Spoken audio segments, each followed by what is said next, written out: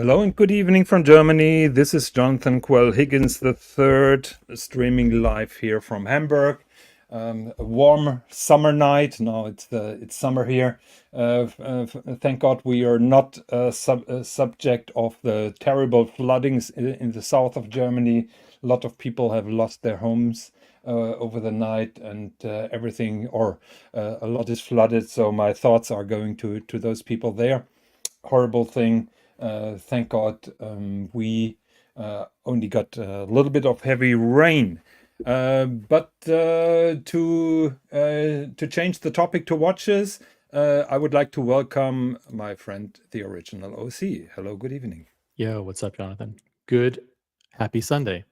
Yeah, likewise to you. You don't have any other things to do than hanging out with me here. I had a late start, but went to breakfast with my wife and my son, and just chilling out for a little bit. Then I remembered that we have a show at 3 o'clock East Coast time on Sundays, and it's a great topic. So hey, I'm glad to be here. I was catfishing you, actually. I don't have any ugly watches to present tonight, but I'm happy that you made it. I have one question. When you're streaming live from that studio here, from that background, that means that you're in New York, correct? No, this is my home in New Jersey. Okay. So, but Whiskey yeah, Studios. Okay. By the way, So, I'm wearing a watch that no one could say is ugly. It's the Rolex Sea Dweller 43. No one I has ever didn't know accused that this you of have being an that. ugly watch. Okay, I didn't know that that you have that. So yeah, finally a decent watch on your wrist, I must say. So Finally. A lot of yeah. people would say that that I own an ugly watch. They don't like the King Midas. They think that's ugly. I totally disagree with those people because I really love the King Midas right from the start. I think it's a super cool watch, and I think it was one of the first ones that you bought. You started your watch collecting career with that, didn't you? Yeah, it wasn't the first one I bought. This was actually the first Rolex that I ever bought. And I bought a couple of watches before this. I bought the Zenith El Primero Chronomaster, and I bought a Omega Seamaster Diver 300M. But this was the first Rolex. And the King Midas was a second? King Midas was probably soon after. I think it was in 2021. I bought a King Midas and I bought a Texan. Those were the Yeah. two kind of vintage pieces. And I also bought an Oyster Quartz Day-Date sometime in 2021 or 2022. We never talked about that. What drove you to the King Midas? Was that a long-term decision, or? I love the fact that it was from the 70s. Actually, technically, it's from the 60s. I think the first one came out in 1962 or 64, but it didn't get popular until the 1970s, and they made it all the way up until like 1975 or something like that. Then they turned it into the Cellini, and instead of Cellini, it yeah. being like a left-hand crown and kind of asymmetrical, they started making a lot of square Cellinis that continued on through the 70s. But no, I love the fact that John Wayne had a King Midas, and also, of course, the King The himself, King. Elvis Presley, was gifted a King Midas in 1973, I believe, when he was performing at the Houston Rodeo Show. And there's a famous picture of him. Also, if you go to Rolex Magazine, which is Jake's Rolex Yeah, World, Jake's Rolex. yeah, they have a story about the Midas, and they have a couple pictures of Elvis Presley being presented that watch. He never said he wanted it or loved it or anything like that. He just got it, so that made it famous. Yeah, I think it was not the only watch that he got, but that is pretty famous among Rolex people, I would say, with a famous water stain on the dial. Nobody knows how that. Is there still the museum in Graceland, and is the watch there still on display? Do you know that? That's a good question. I'm not sure if they cycle props and memorabilia, through the Yeah. different, from time to time through the different rooms of the of Graceland. But I think there are photographs of it being on display in one of the rooms there. Yeah. So we have here some guests. We have, by the way, I just wanted to thank Crappy Luxury. He stopped his show, or he ended the show. I think after he heard that we are starting the show. Very kind of Crappy. Not really necessarily. I don't believe in the concept of rebel streaming, to be honest. However, I try not to step on other people's toes when it's possible. So shout out to Crappy Luxury. Thank you very much. So we have here a new member or a new viewer, Speed Racer. Never seen him. Maybe it's somebody we know in disguise. We have Junior Johnson, like always. Hello from Michigan. Hello to you. What's up, Junior? I hope that you're having a good Sunday. No ugly watches 2%, says Patel Philippe. Patel Philippe, the stream, the link is posted, but you have the keys. So please feel free to hop on whenever you want. No ugly watches to present. Look inside your watch box, Higgy baby. Thank you very much. Mirror, mirror on the wall. So we have J. Gray Sweater, who is immediately going after you. Are we liberal today, or should we ban him for that comment? I don't believe in banning anybody. I don't believe in timing out. I think that's a fair opinion, and he's welcome to it. Yep, just like I say, there is no right or wrong opinion. Everything is an opinion, and there is no right or wrong. So it is your opinion, and it is totally respected. However, I disagree. I like Jay Gray. I've been on many panels with Jay Gray. I have nothing against the guy. I like the guy. Totally, I love him, and you know that it's not really him. He's the real Laura Connor. So, but we found that out.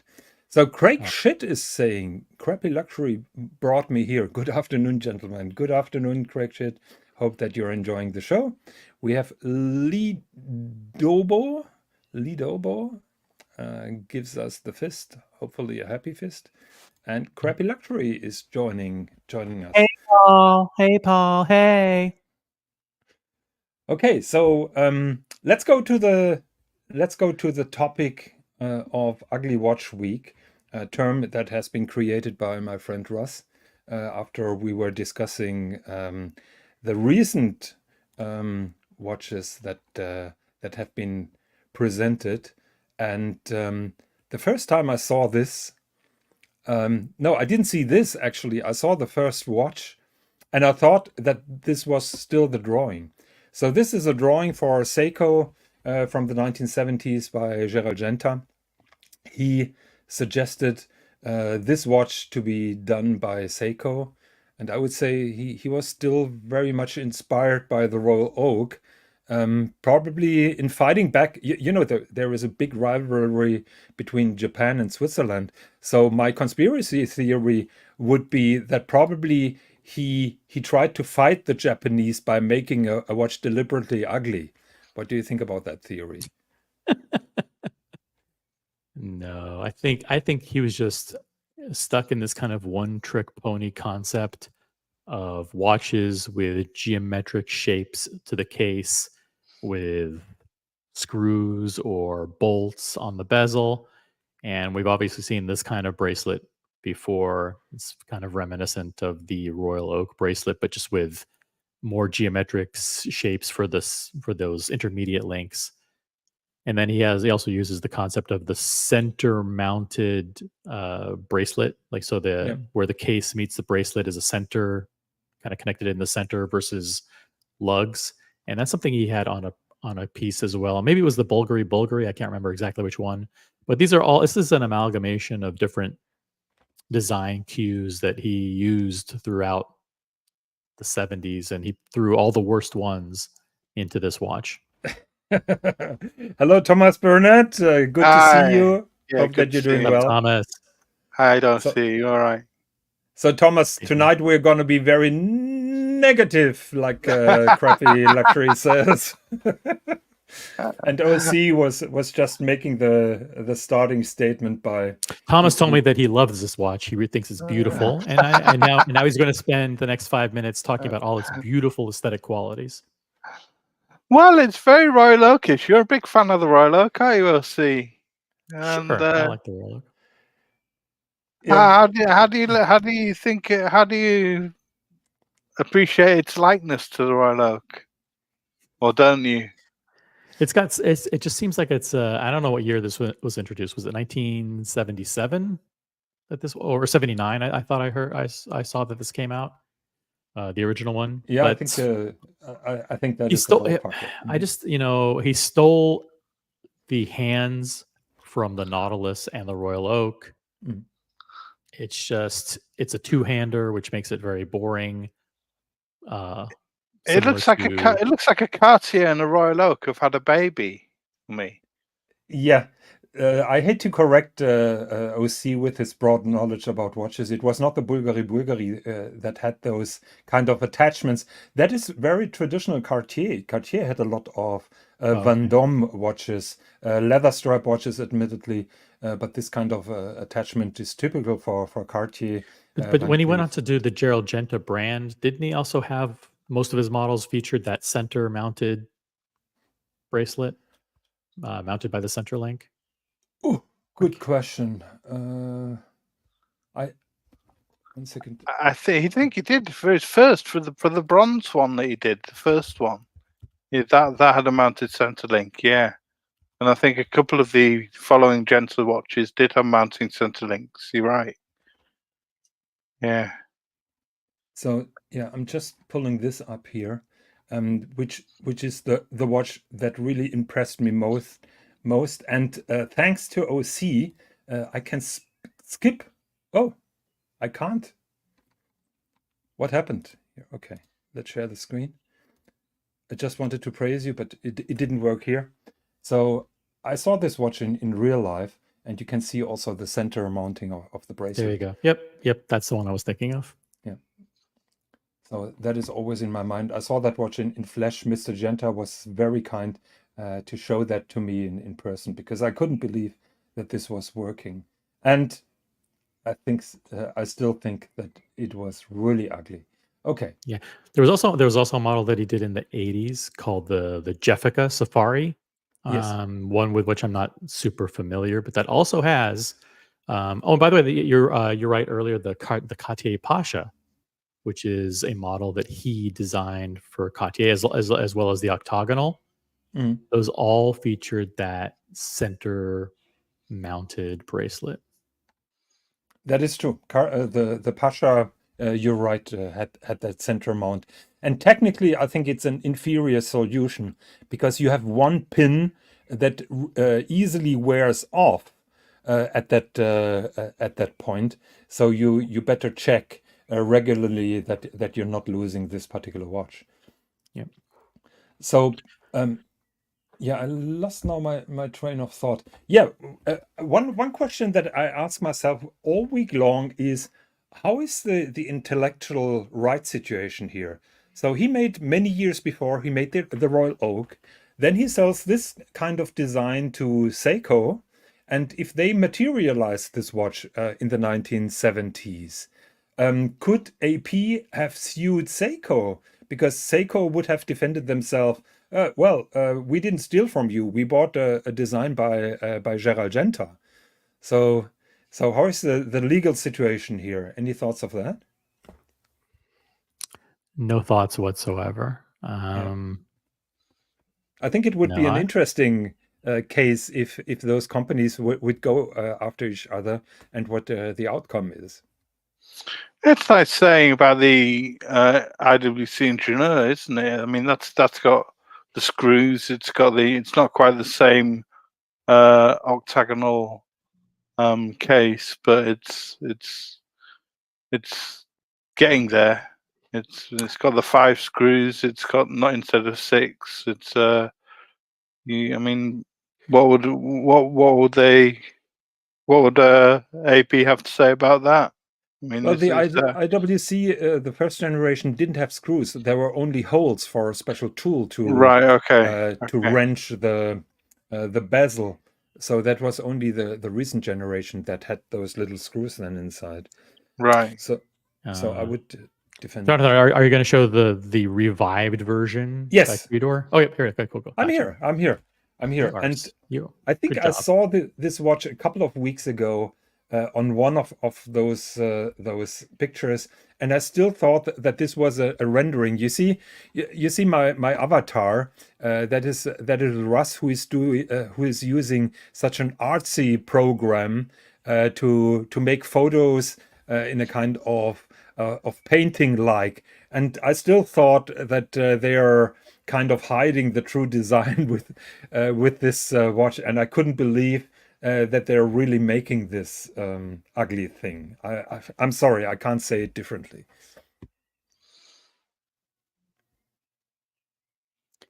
Yeah, I don't. I mean, the one good decision that Credor made is that it's a very limited production. So I Yep. don't know. They're going to Yeah. make 250 of them or something like that. 300. So there's like, yes. listen, we don't Yeah. expect this thing to be a big hit. We'll offer it to like super mega Credor and Seiko fans and people who are fans of Gerald Genta, etc. And we'll do our best, and we'll sell out of the 300 of them, and then you won't have to look at this watch ever again.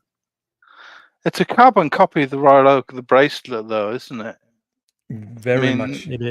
It is. You know, where the Royal Oak, those intermediate links have a curve.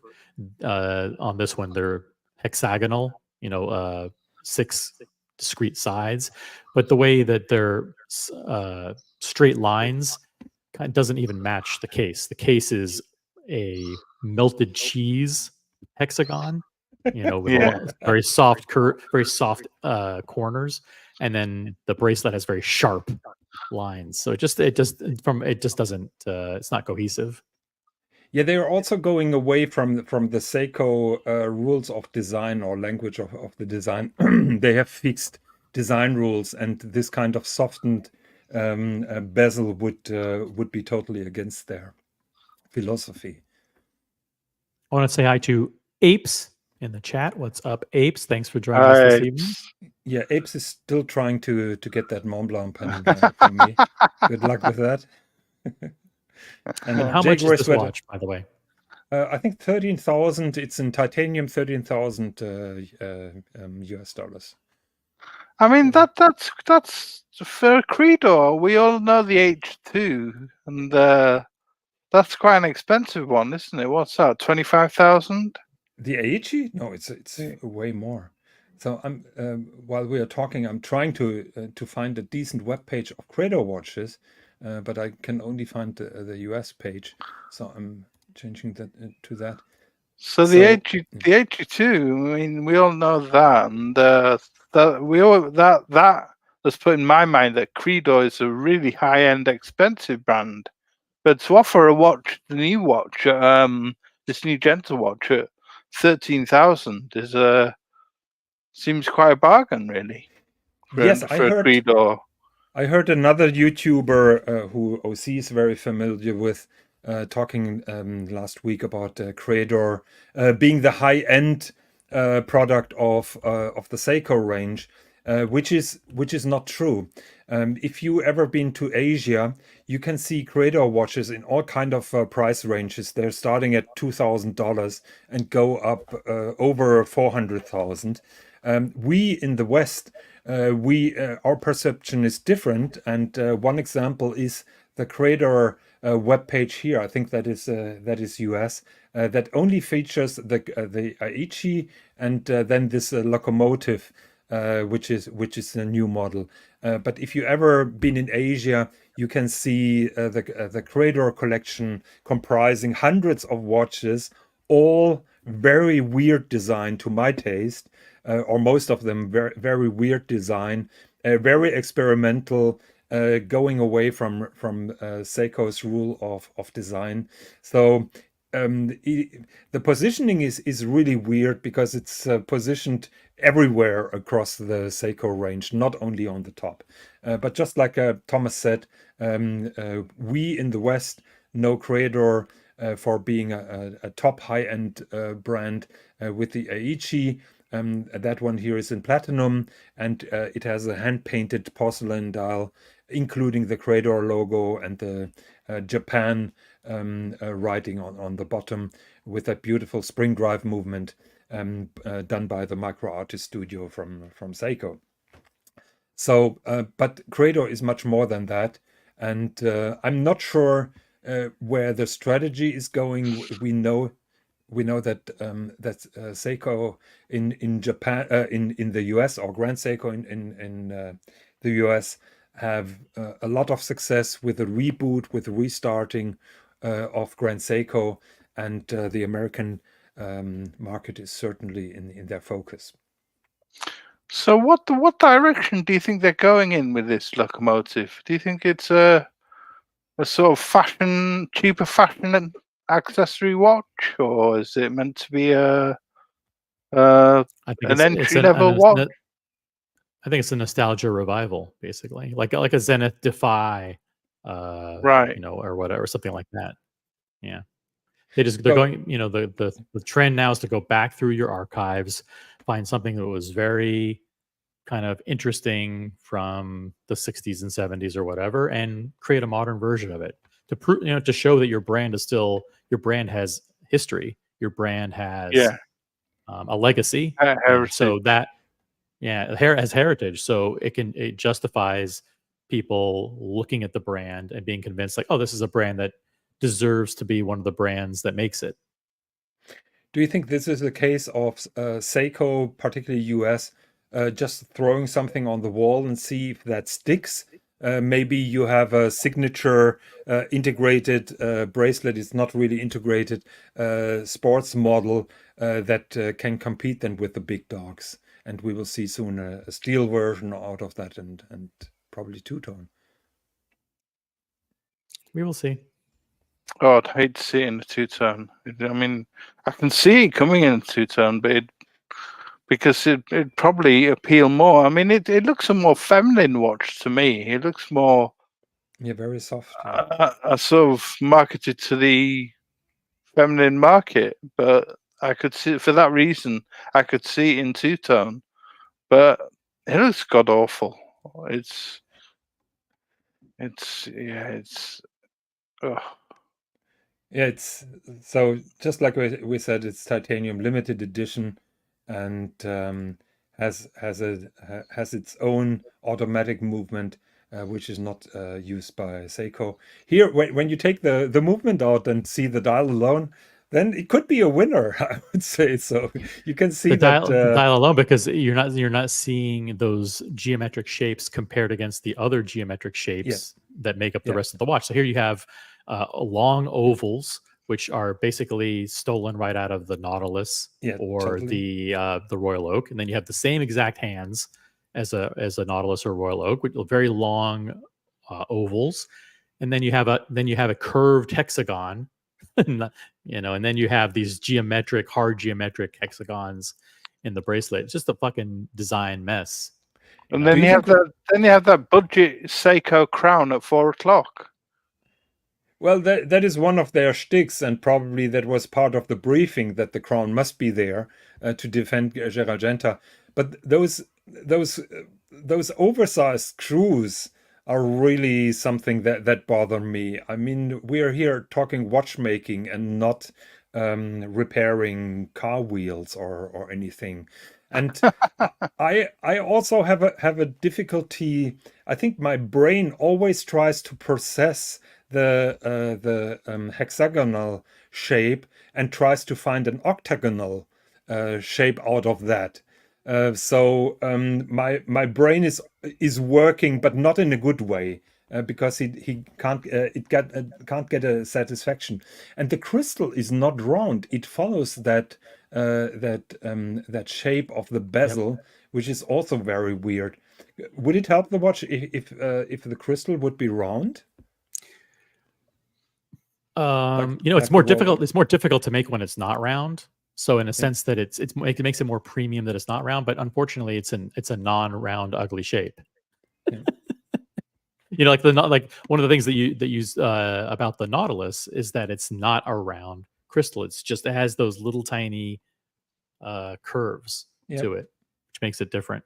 And by the way, just when we're talking about the geometric shapes, I don't know if you have a picture of the crown, a straight on shot of the crown. I have it if you don't have it. 1 second. Oh yeah, it also has that. It has a regular hexagon in the middle. Oh, So not wow. only Yeah. so not only do you have an oblong hexagon as part of the intermediate links, now you have a what do you call it? When all the sides are regular. equidistant, yeah, Mhm. and a perfect hexagon as part of the crown. It's like there's no limit to the number of geometric shapes that they've introduced here for no apparent reason. Does an Allen key come with this watch then? Say it again. Does an Allen key come with this watch? An to, Allen wrench, yeah, Allen wrench, so you can wind Yeah. it. You stick it in there and Probably- you twist it. Yeah, probably that helps with the sales. Probably it's the same size, just like in the bezel, which would be then also a mistake because in the bezel you try to be a little bit discreet. I mean, we're not talking about a $500 watch. It's still 13,000, so we are in the luxury segment. Nothing on this watch really screams luxury to me. No. Yeah, and then my final pet peeve, well, it's probably not my final, but when you at 12, the 12 is supposed to be the main time, right? Where people usually put a crown or a symbol or an icon, and in this case, double batons to indicate like this is the top of the watch, Which are in this smaller case- than the main batons. Who does That's right. that? So you have the 12 and the 6 that they made shorter because the 12 and the 6 happens to be aligned with a medium, the midpoint of one of the horizontal lines of the soft hexagon, whereas at the 9 o'clock, that index is at the meeting point of the two soft lines, and so that line is actually longer.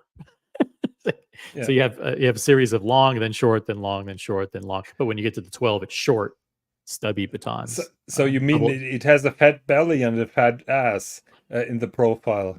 Yeah, it's just so Yeah. I would look at that and go, that's just not right. Okay.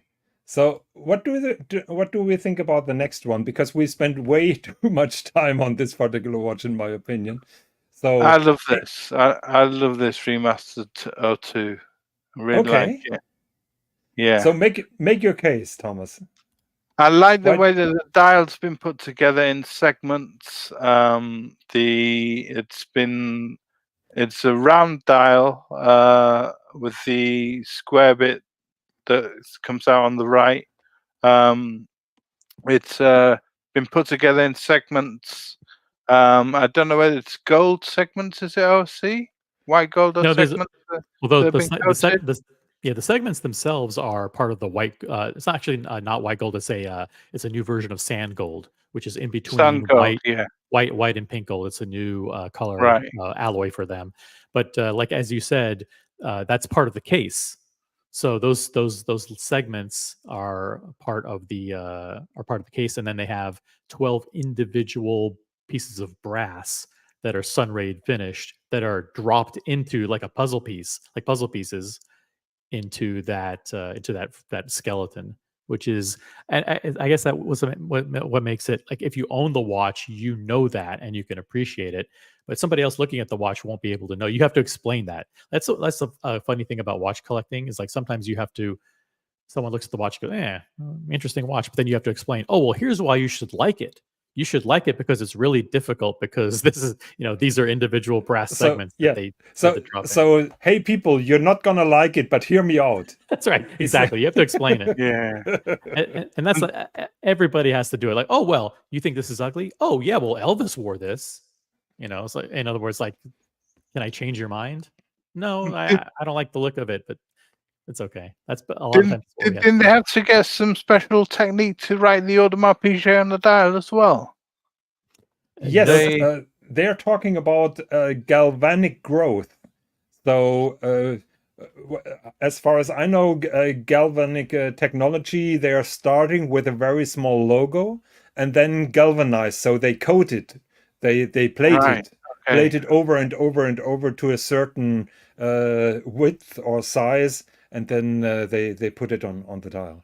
Yeah. Right. So I really. Go ahead. Sorry. Let me go. I was just Go going to say I really like that it's a two-hander as well rather than a three-hander. It's no seconds. It's just yeah. I mean, look when the light hits that dial in certain angles. It's just beautiful.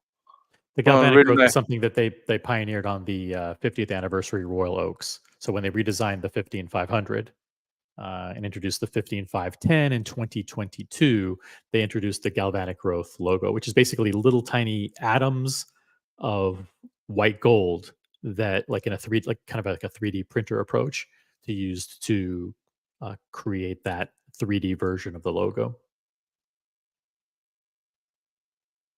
I didn't know that.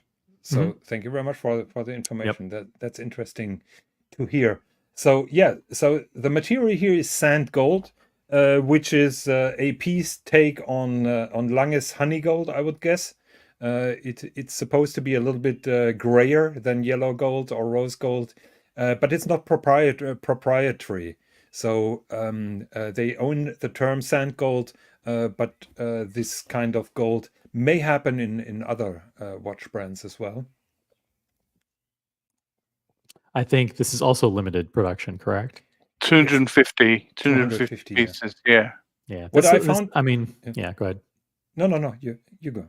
No, I mean, again, there's no shortage of AP collectors, and this is going to be something that's highly desirable for them. I think in the world. I think this would be harder to get than a Royal Oak, to be honest with you. Yeah, could be, but we were speculating with that chronograph that was inspired, and I think that was not a very good seller. The remastered one, yeah. Yes, the remastered one. That chronograph in two-tone was limited to 500 pieces, and everybody said that goes to collectors. But I think on Chrono 24 you can find them way below retail. Really? Right? Yeah. Bit of a flop. What I find interesting is there is also a vintage blueprint of this particular watch. To me, it's interesting what kind of stuff AP made, and I think they made 7 of the yellow gold back in the 1970s. I think.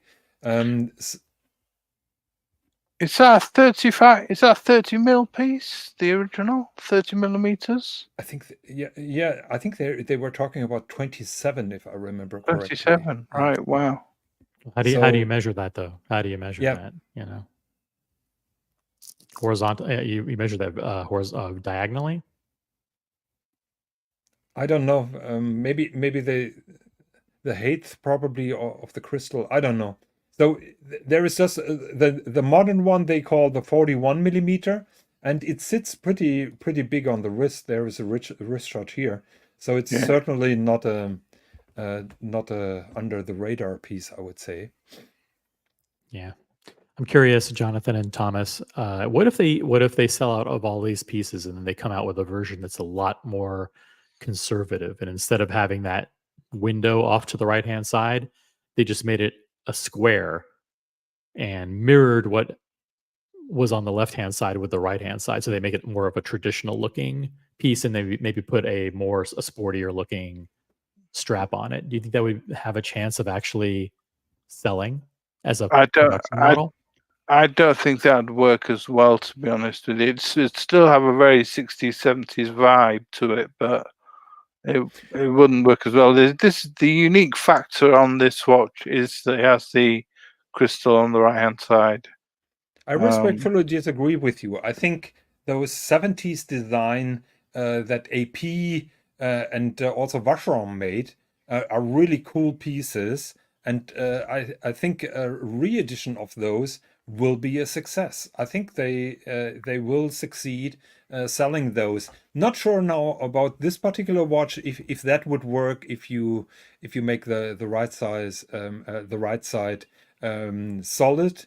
But I think this kind of vibe would sell because it also shows where AP and also Vacheron come from, what they're capable of doing, that they're not only the Royal Oak company, that they made cool items before that. So I disagree. I think limited editions of those would make sense and would sell.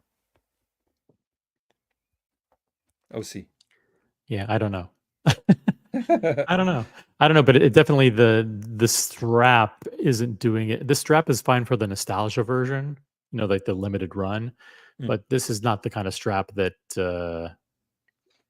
that men want to wear right now. I think they want something that is a little more casual, like this, like the meshed rubber or the meshed cloth or something a little not this a 70s looking. It's very 70s looking. You look at all the Cellinis from the 70s and 80s, and they have this it's that straight flat alligator look to it.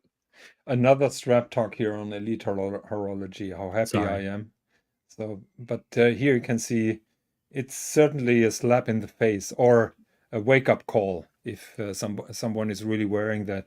But probably they all end up in a safe and not being worn That again. wrist guard there, it doesn't look as good there on that angle. That wrist guard, it doesn't look as good as it does. When it's sort of displayed straight up, it doesn't. It looks a bit better there, but that pocket shot didn't look good at all. Yeah, the problem is also when it's under the sleeve, usually then the timekeeping part is covered and you can only see that thing peeking up then. So I'm not sure if that is really something that people will enjoy. Yeah, interesting. I never really thought about that. Yeah. So movement. Has a proper mechanical movement. Yeah, and not only that, that is the new movement also for the Jumbo. They made their dedicated rotor design here. My pet peeve with this particular movement is that the finishing is not like it used to be. This looks totally machine finished.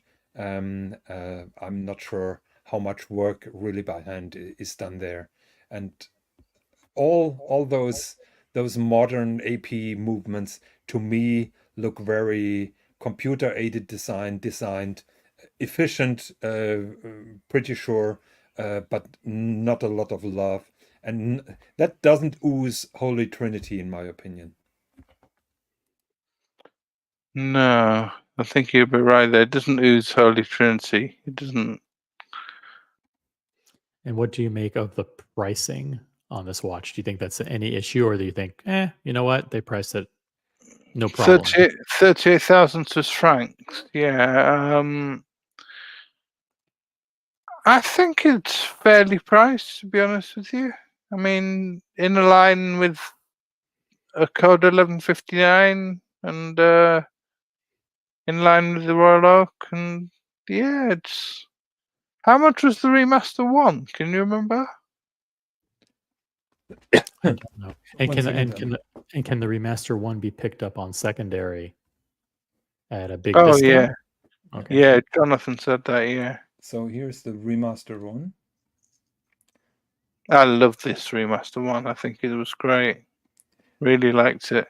I loved it when it came out, and have a look at the movement. It's so much nicer decorated. 1940s styling. So that was 50,000 Swiss francs.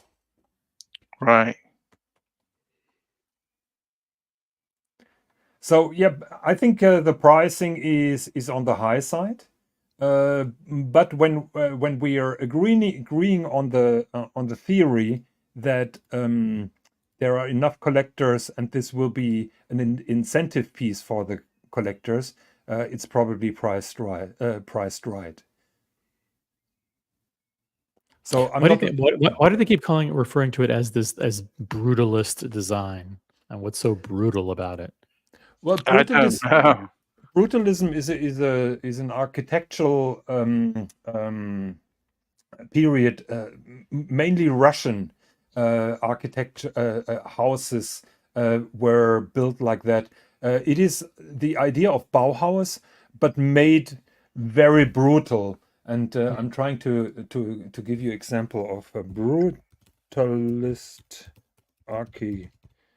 Is this the same design language that is being referred to or referenced with the Tolentino and Chan, which is a kind of a similar looking asymmetrical geometric watch? Which watch are you talking about? The Toledino. Are you familiar with that one? No, not really. Can you pull that up? I dropped it in the private chat. Okay. So brutalist architecture here. Wikipedia has some example. Why can't I go back? Is that's similar to the ghetto of Chicago in the late 1970s?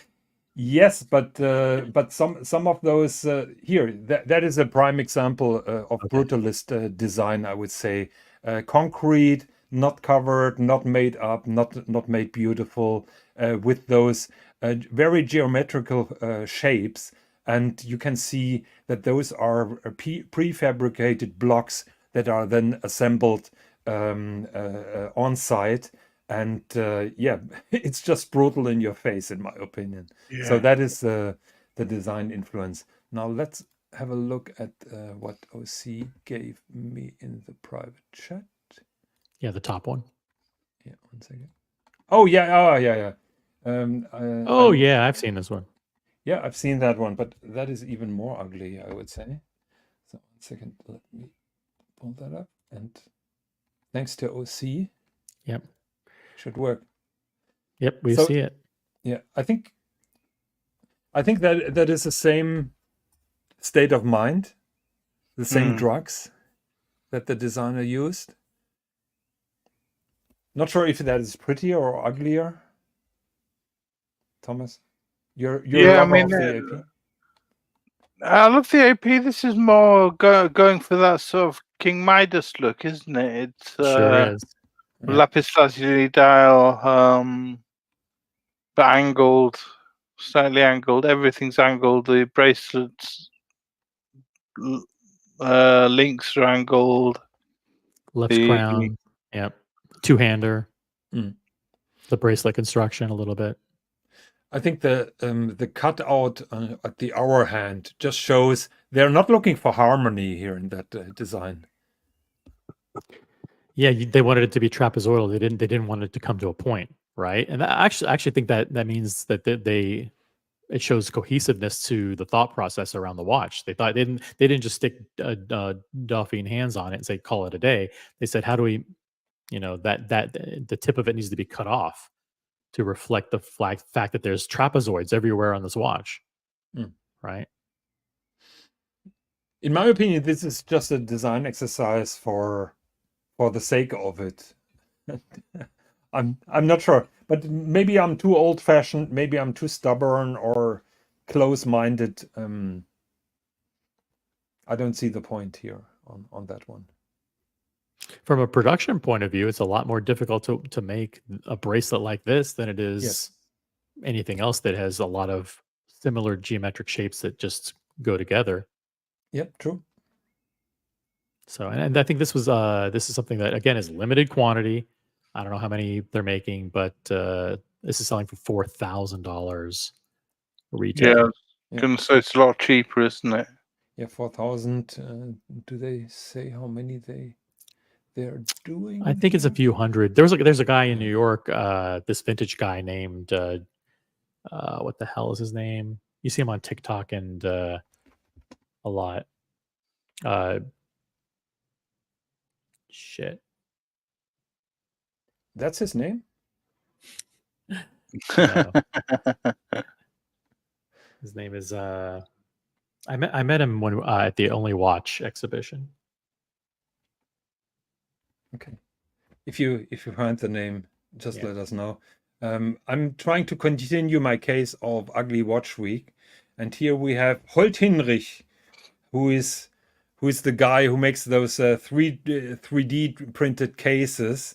So from the first look, that really looked good because I was hoping to see an enamel dial here, but unfortunately it's a ceramic dial, very industrially made.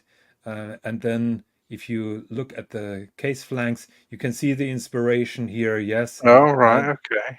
Do we need to see that on a watch? I'm not sure about that. No. It's like an octopus. By the way, his name is Mike Nouveau. Is the vintage guy who's the TikToker in New York. Okay. Yep. He had 10 of them. He had 10 of those Toledano and Chans. Okay. That he was selling as part of to his followers, and they all sold out. So Wow. Okay. So you see that we are very, very conservative, very traditional, and don't know shit. So here, Holtinrich, I mean, the case back is not really better. And you can see here the 3D printed one. The 3D printed one has even pierced lugs. So when they're 3D printing that, you have those skeletonized or pierced lugs. In my opinion, not really optically visually pleasing. So another example, in my opinion, of questionable watch design. Next one, AP's at it again. Oh, I don't know what this is about. This gold camouflage. This is just bad. Polychrome It camouflage. looks like someone's urinated all over a gold watch. A steel watch, sorry.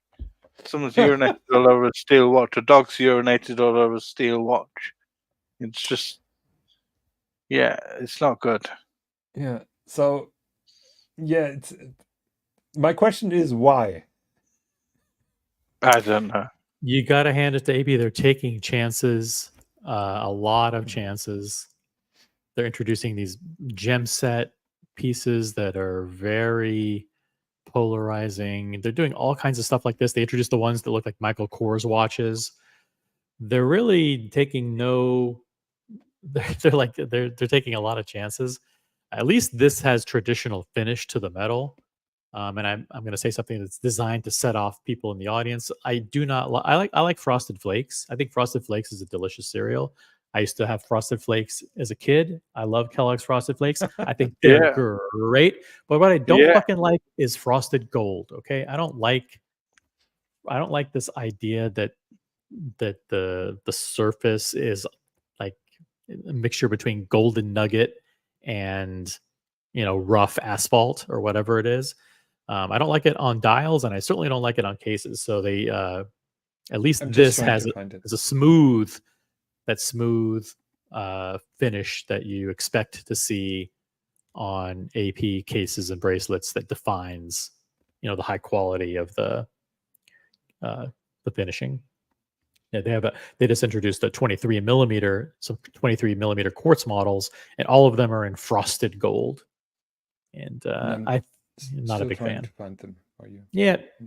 Here, I'll drop. Actually, there's a link in the private chat. There you go. Yeah, okay, so AP makes the Royal Oak now in 23 millimeters, yellow, white, and rose gold. Mm-hmm. Frosted. Yeah, frosted. And people go, oh, well, it's cool that it's frosted. That means it won't look scratched if you wear it. It's like, yeah, but it doesn't look good. You could also make a plastic protector on it. Then it doesn't scratch as well. Yeah, but I see your point, because it is not really, it doesn't give a used vibe. It just gives, when I was selling those watches, we were always trying to show the clients the solid gold models, and we tried to give them the tactile experience and tell them, just feel it. It feels like silk. The surface feels like silk.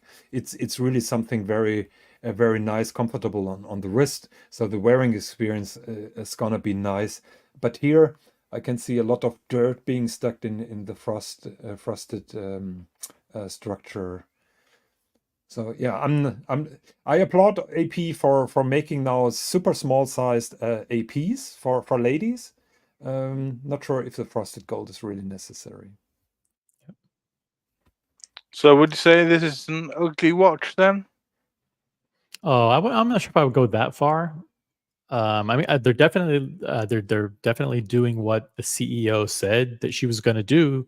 They're going to come out with more watches for women. They're going to come out with more complications for women.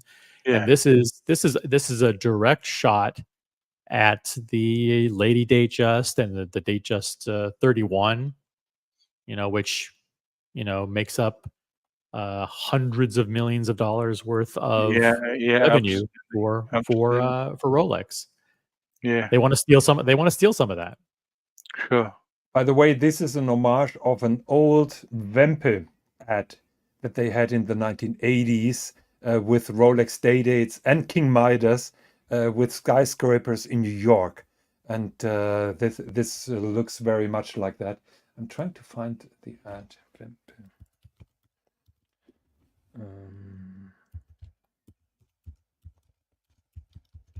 At Rolex. Let's try to find that. Of course, no, I haven't prepared that, unfortunately. So I remember those magazines ads. Okay, so but yeah, I'm not sure if I would qualify that as being an ugly watch. The surface treatment is not really my piece of cake. I just wanted to go back. If we're talking about ladies' watch, as the gangster says, it's a stunning ladies' watch. It's a. I mean, it certainly fits that ladies' category. Mr. Ghost says sold out already. Not sure if he's talking about the frosted. I think the frosted are a regular line, or are they limited as well? No, I think those are production models now. Yeah, I think so too. Yep. Oh, we have Mathis here. I'm here for Thomas Burnett. Who are the other two jabronis? Hey, the other two jabronis are the stars of the channel. Jabroni yourself, Mathis. So so that camouflage AP, the production process is quite interesting, because usually when they're casting gold, they're using kind of nuggets like rice grains, and here for that one they are using powdered gold, as far as I read, and they try to make a pattern by distributing those powders in a certain way. But then the sintering heating up process then makes a kind of random pattern based on a scheme. And they're producing those multicolored nuggets, and then make bezels, dials, and also bracelet parts then out of that. Very interesting thing. What is telling to me is they show the watch without a bezel. And in my opinion, there is a reason why they don't show the bezel fixed on the watch, because you can't get the same pattern on the bezel that then flows into the case. So I think those photographies are no coincidence. There is a good reason why they look like that. There's actually 0 pictures of the watch fully assembled. Exactly. Yes. Exactly. Yeah. Because everything looks different. So they say this is an experimental thing at the moment. They are not running a series. It's certainly an appetizer for certain people.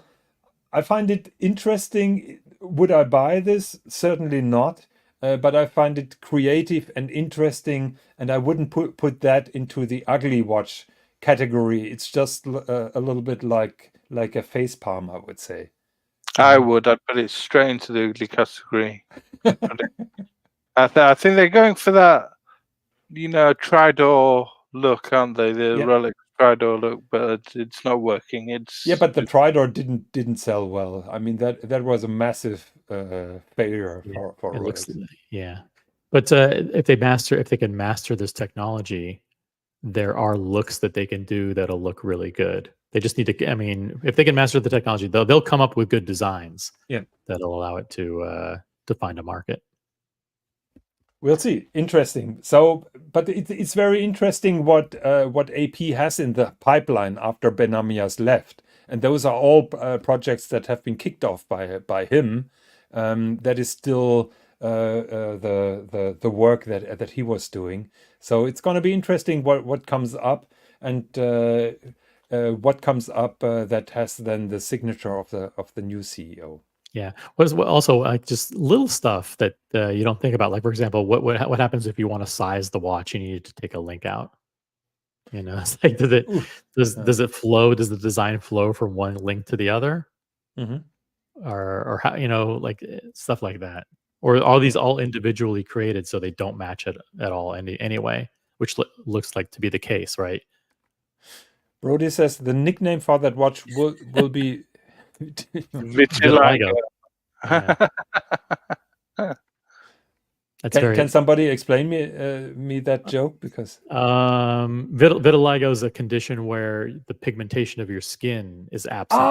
okay, So got it. instead of being tan, you actually look albino or white. You don't have Okay. any.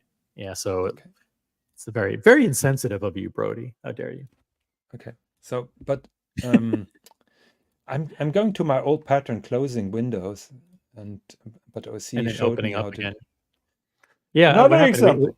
We had our StreamYard 101 tutorial session scheduled for 2:00, but you skipped it. So another one, Caury Régulateur Carbone. excuse me. Are you talking English? What is that? I think he's from Finland. So Finland lacks a lot of sunlight, and he's doing that $40,000 watch with a retrograde. Interesting is that he shows the mechanism here, how that retrograde minute hand is being driven. But it's another example of a watchmaker being in love with his project and then going a little bit crazy. I'm not a fan of that carbon case. I'm a fan of the mechanics, but I'm not a fan of the entire dial layout. I'm pretty sure OC is having heart attacks with the amount of screws on the dial. Yeah, I totally agree with you, Jonathan. I'm a fan of the mechanism, but not the shape of that case. No, not that. It's a lot of screws, but I don't hate it. Believe it or not, I think this is interesting. I kind of, I don't know. My first reaction is I don't hate it. You're just being the contrarian again. No, I think it's interesting. I like the way that he has that full sub dial at the bottom. I like the treatment of how it's enshrouded in that giant plate, and that plate also includes the retrograde minutes as part of it on the outside. I think there's a lot to contemplate here. This is not that bad. I like it as an original design. Yeah, I like it, but I just don't like that hexagonal case or octagonal case. No, if that weren't carbon or just solid black ceramic, or if it were stainless steel brushed horizontally, I think that might look kind of good. I'm not a big fan. The finishing here on the movement, when we're talking about anglage, is pretty nice. He has some inward angles or even a sharp exterior. So that is all good. My question is, who is paying 40,000 for such a watch? Yeah, it's a lot of money. You could get a Kadoki 3, which would be just as interesting. So in my opinion, quarter the price. Okay, but the price for the ugliest watch last week is here. William Wood. Oh yeah, Dunkirk watch, celebrating Memorial Day, which is a good thing, but I mean, the design.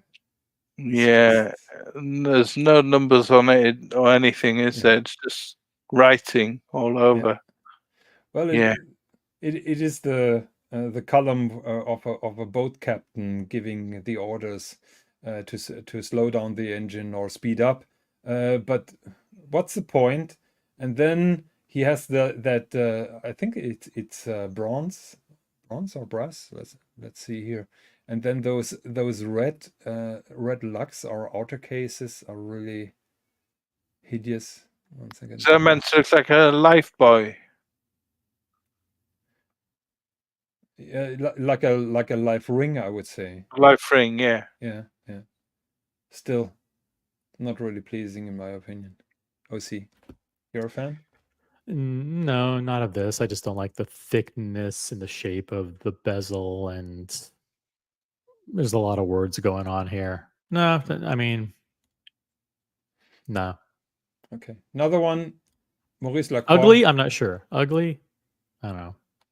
I don't mind this, to be honest with you. It's had a lot of flack. A lot of people Is this the Porsche design? No, a lot of people have hated on this, but I don't mind it too much, to be honest with you. That crown at 2 o'clock. I don't mind it too much. Doesn't it remind you of a certain YouTuber a little bit? A certain YouTuber. It looks like Go a on. horn sticking out here at 2 o'clock. No.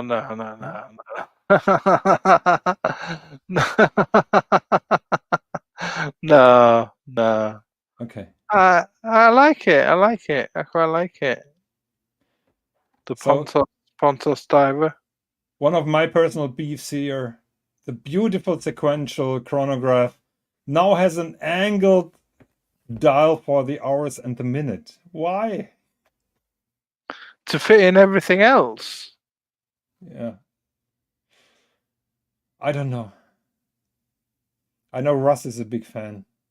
Stephen McDonald does some brilliant stuff. He does some brilliant designs, but yeah, he's Here's obviously a flat cramming, dial. he's obviously cramming in so much into this this watch that it's overloaded and had to have an angled dial. No, look, I really love the sequential chronograph. Stephen McDonald is he made that presentation in Dubai, I think, which Brilliant.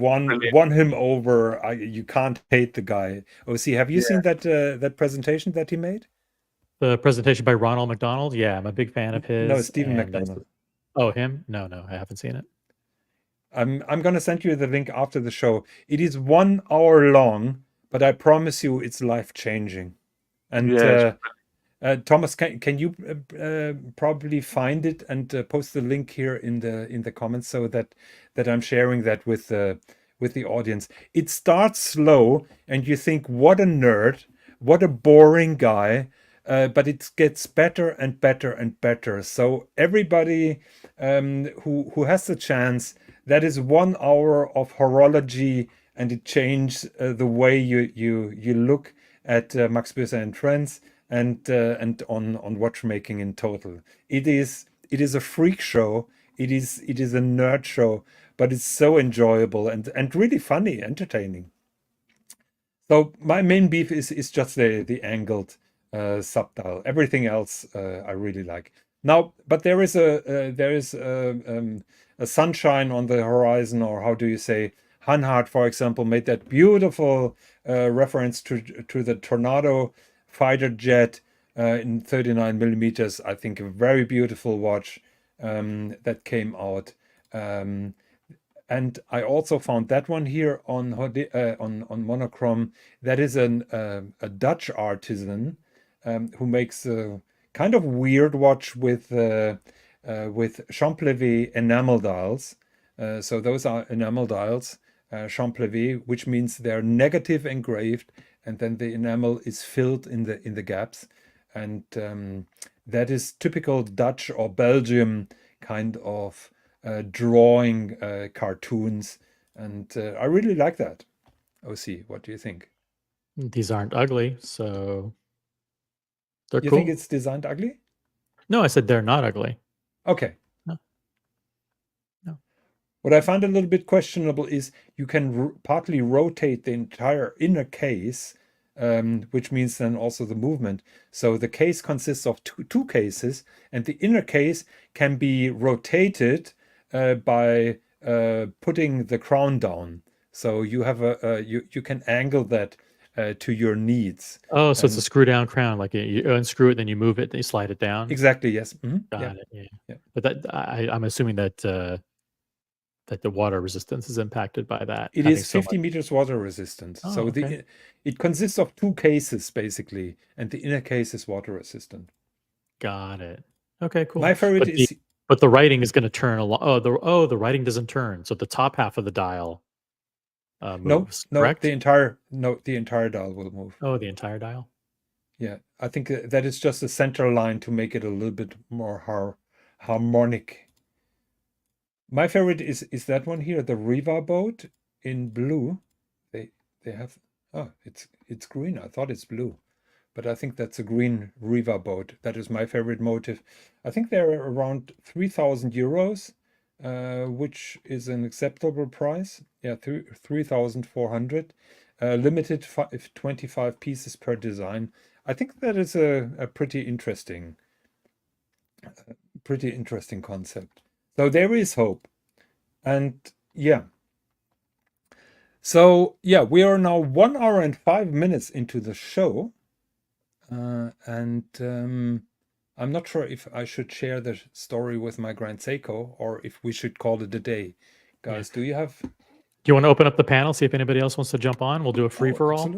Absolutely. Could do that. And then I did veto having FP Journe on the show. JJ wanted to do another Jonathan wanted to do a whole hour focused on JJ's watch, and do an extended segment on ugly FP Journes. I thought that was inappropriate.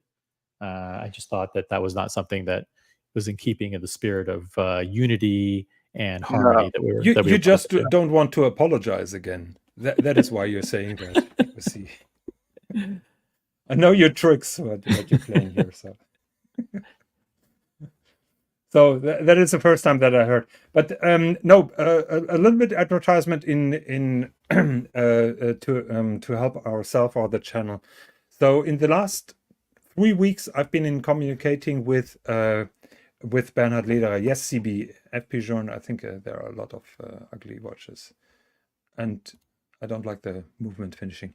So in the last 3 weeks, I've been in touch with Bernhard Lederer, the creator of the Central Impulse chronometer. I think you had a long interview with him in Geneva. Yep. In my opinion, fantastic guy. And he agreed to be our special guest on Elite Horology.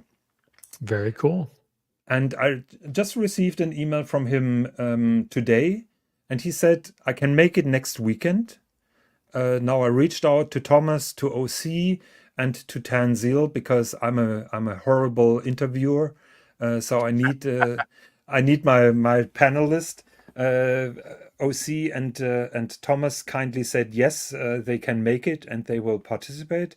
Tan will be already in London, and he's not sure about conflicting timelines. So I try to set up that evening with Bernhard Lederer next week, Saturday, 9:05, the usual time that we're starting.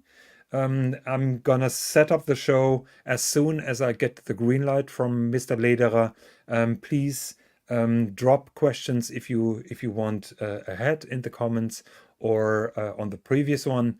I made a questionnaire. Thomas made a lot of questions. So I'm very much looking forward to that evening with Mr. Lederer. I hope that's going to be great. And thank you for agreeing to participate. Should be a good one. Should be fun. I hope so. No one has. He is the second biggest ego in the entire watch industry. Mr. Lederer? Yeah. You Well, think so? he invented the double escapement or whatever it's called, right? Central Impulse Whatever. chronometer. Whatever. Whatever. Send me some research material so I know what I'm talking about. He will explain it to you. I see. Okay. Wow! Look at the finishing. I've got to jump now, guys. So it's great to see you all, and great to see you all in the chat, guys. And Thomas, yeah. by the way, shameless plug. Time London, which is an event that's going on in London, which is the Time London Watch Show, is coming up 13 days from today. So if you're anywhere near England, look up Time London Watch Show. Just Google it, and you'll or reach out to me on Instagram, and I'll send you the information on it. So Yeah. check it out. Be a good And one. Thomas Burnett's going to be there. So if you want to meet the incredible Thomas Burnett, Jamie Opulence is going to be there, Dodger, Muhammad Ali, a whole bunch of great people from the community. I'm are gonna hearing be you there. have your own booth there, OC. I have not confirmed that. I've not announced that yet, Okay. Jonathan. But thank you for Okay. thank you for preempting my big surprise. But no, I haven't made any announcements. But I am supporting the show.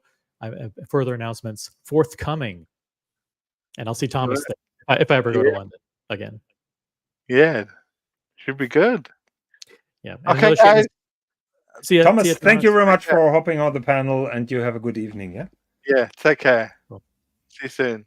So, last topic and a sad one, and it's OC is always criticizing me because he always says, you know why people hate you? because it's all about you. About you. Yeah, Yep. yeah. So and I and don't then say I'm hate. I just strongly dislike.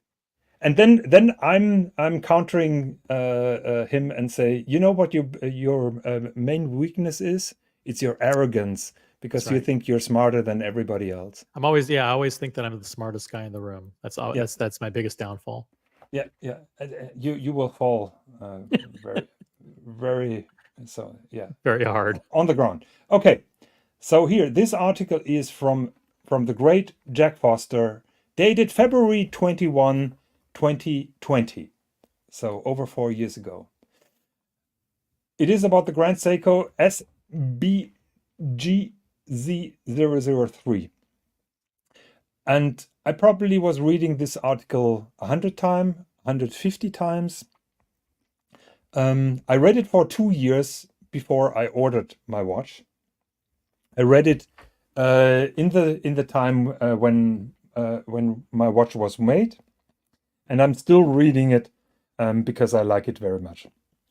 I find the watch absolutely fantastic.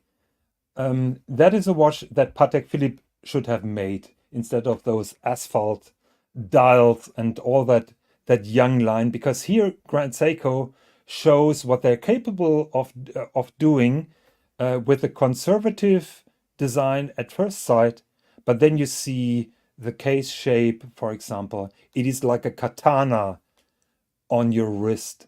It is the movement finishing is out of its world. It's a fantastic watch. It's mind blowing. I can't get enough of that. Okay, so I have the watch now for over 2 years, and I discovered some flaws. The main flaw was I had a stain on the dial, which was visible in certain angles. So there was a stain on the dial. The buttons were scratched. When I reversed the watch, I'm going to show you the beautiful movement. Sec. When I turned it around, I could see here this particular screw was damaged. The screw slot was damaged by the watchmaker. So part of that blue color went off. And here on one of those countersinks are a specialty from Grand Seiko, that contrast between the highly polished countersink to that brushed main plate is very sharp, very defined. And I had a bleeding area here around it, where it was not completely brushed. It was a little bit shiny below. So I had 4 points that I was not happy with. Keep in mind, this is a $60,000 watch. 60. 60. So that this particular watch is made by the micro artist studio of Seiko, the best watchmakers in Japan, putting out probably 50 watches per year. And so that's like buying a $195,000 Kia. You realize that? Yeah, fair point. So CB is now going after me. I was expecting that. Hello, CB. Good to see CB, you. what's up? So yeah, I gave the watch to my local Seiko boutique in Hamburg. Hans Gruber. Hans Gruber. And they didn't really understand what this was all about. They partly in other words, they thought you were being a little obsessive, and they didn't see anything. Nothing wrong here. We don't see any problems. So I told them I'm going to write an email in English language for you, that there is nothing lost in translation. OC was redacting and damage controlling that I was trying my best, yeah. And I asked them to send the watch to Japan. Contrary to that, they sent it to the Dutch European Service Center for Everything Seiko. And a couple of weeks later, I received a message. Your watch is at the Dutch Service Center, and they say the watch is along specs. Nothing to be seen here. Move along. I then asked them kindly to send the watch to Japan. And so they did. So a couple of months later, that watch was now away for almost a year. Seiko Japan statement was, the watch is along specs. There's no need to repair. So I thought, okay, what do I do? What do I do? And I pulled some strings, and the European president of Grand Seiko was kind enough to give me an indirect reply through my lead. And he said he's very sorry about hearing of that. And he will make sure that I will have the customer experience that it should be with such a watch. Never heard back from him. I contacted Seiko directly 2 weeks ago. They told me the watch is on the way back, fixed. They don't know what has been repaired.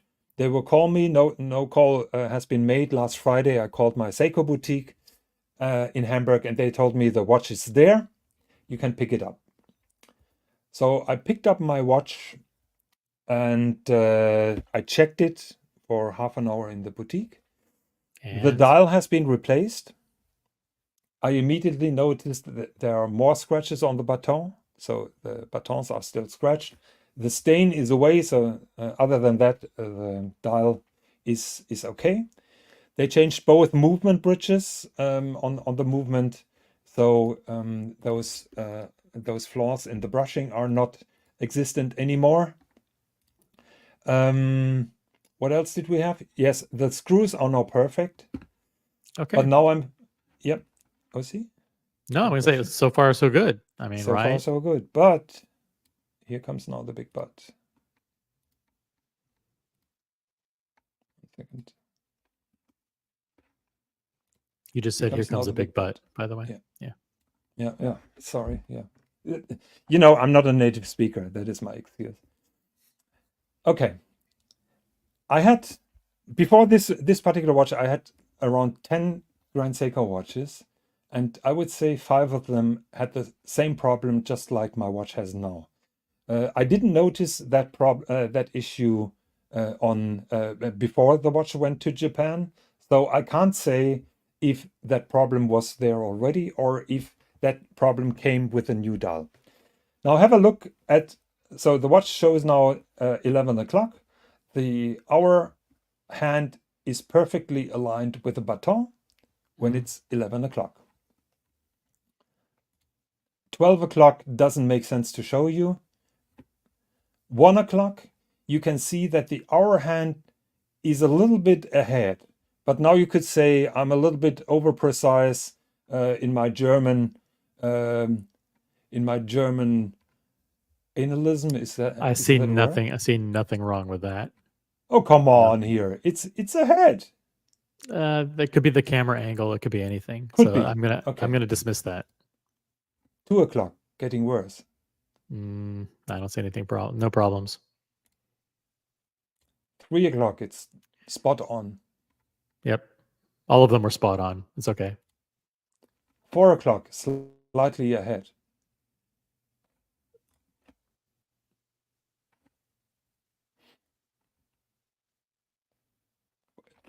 5 o'clock, spot on.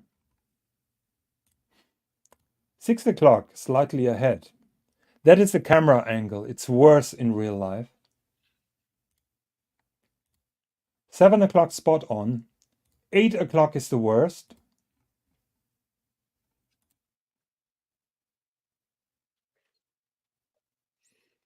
Yeah, there's nothing wrong here.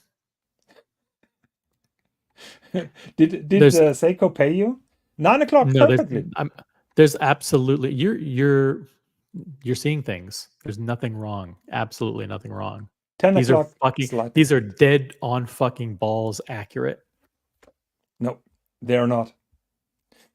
The only thing that I thought you were going to point out, but this is spring drive, so the seconds hand is smooth, correct? Yes. Yeah. Very smooth, beautiful, soothing, but yeah. So yeah. people could say, okay, the hour hand has not been properly attached. But the problem is sometimes it's ahead, sometimes it's not. It's not play between the gears because I just moved those that time manually clockwise. I didn't go back. There was no hit. There was nothing. So there is no excuse of play in the gear train. But that upsets me. I've never seen that on any of my other watches than Grand Seiko's. Right. And in my opinion, time to keep it real. All right, you're imagining this. It's not there. They replaced the dial, so they got rid of the discolorations. They replaced the screws. There was one screw that was scratched. They replaced 2 bridges. I'm not sure what else they did, but they basically did everything that was bothering you. So if I were you, I would not mention any more issues or problems with this watch. I think they did a phenomenal job, and they should be commended. I commend them for replacing the dial, but I find that unacceptable for And all the other 60,000. stuff. And all the other stuff. You know. Oh, and all the other stuff. Yeah. No doubt about that. They made good on everything. And you pushed. Listen, you had to push as a customer to have it sent to Japan. And then you had to push to make that contact to say, hey, listen, I spent $60,000 on a watch. I expect it to be, I expect the people in Japan to look at it and apply very rigorous standards to what they are sending back to me. And they did. And there you go. We're talking about highest end watchmaking. And nobody bothers to check if the hour hand is spot on with it. It looks pretty spot on. I'm not happy. I'm not happy. And by the way, the way this dial is made, can you tell me about it? Because it looks like those second indices are kind of sunken in, as well as whatever that they're laser engraved. Yes. Mm-hmm. Okay, so laser engraved, as well as whatever the writing is on the bottom, as well as the star, and then absolutely on the top, beautiful. And on the top, that Grand Seiko is also sunken in. It's laser etched in. Right? And it's fantastic because when the sun is shining and you turn the watch at a certain angle, everything sparks up. It's fantastic. Okay, so there you go. It's fantastic. Love it, and enjoy it. No, I don't think it's a problem. Can't get over it. It could be a lot worse. Have a look. Look at this. That looks beautiful, Jonathan. It's fantastic. It's beautiful. I want to love the watch, OC. You should love it. Then I look at the hour hand. It's flawless. Come on. Have a look at the internal angle here. Nobody does this. Even Recepi doesn't do it like that. No, look at that point. Yeah. It's perfect. Perfect. Yeah. And then I look at the dial. I'll tell you what, if you don't like it, I'll buy it from you. How about that? For exactly what you paid. For you, 65. Minus 75 cents on the dollar. Okay. I'd rather have a call with Seiko again. This is really Those good. are the best watchmakers. They have been educated by Philippe Dufour. Beautiful movement. Everything perfect now. I love the simple brushing on those back plates. Gorgeous. And now the countersinks are perfect. There's no bleeding. Everything is good. Perfect number of blued screws, by the way. Love it. Yeah. And not showing off with 10 internal angles. 1. What does it say on the bottom? Here? Yeah. On that one? Spring drive. Mm-hmm. And there is a star. The star symbolizes that those markers are white gold. Because usually they're not. Nice. Yeah. Beautiful. I can't get over myself. Flawless. It's perfection. I have to make a telephone call tomorrow. Don't do it. don't call anybody. They're going to blacklist you. I would if I ever got a call from you again. Yeah. From and I worked at Grand Seiko, I'd say there'd be notes in the files that said if this guy calls and complains about another thing related to this piece, immediately blacklist them. Kick him off. Probably it's already happened after. Probably.